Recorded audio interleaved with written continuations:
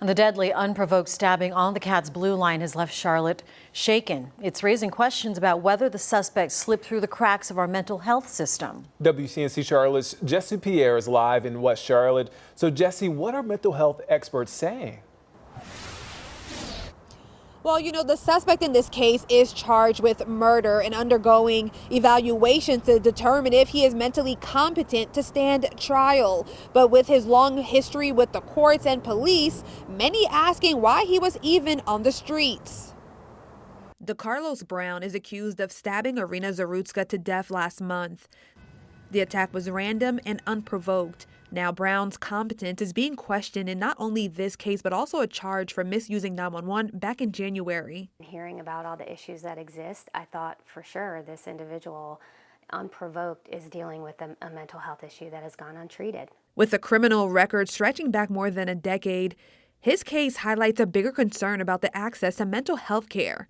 Anthony Troutman, the executive director of Katie Blessing Foundation, a behavioral health center, says gaps have been clear for years. There's a lack of bed availability. There's a lack of psychiatrists that are available, and care coordination remains a clear issue. Tracy Hummel, COO for Starmount Healthcare, says untreated illness can drastically impact an individual's quality of life. But in North Carolina in particular, we rank 42nd out of 50 for access to quality behavioral health care. They say prioritizing funding goes a long way to get people the help they need.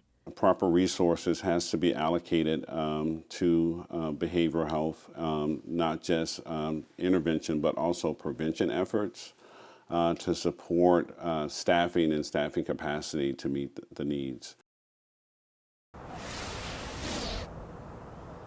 Experts stress that not everyone who has a mental illness is violent, but they say that untreated, the risk of an individual hurting themselves or someone else goes up.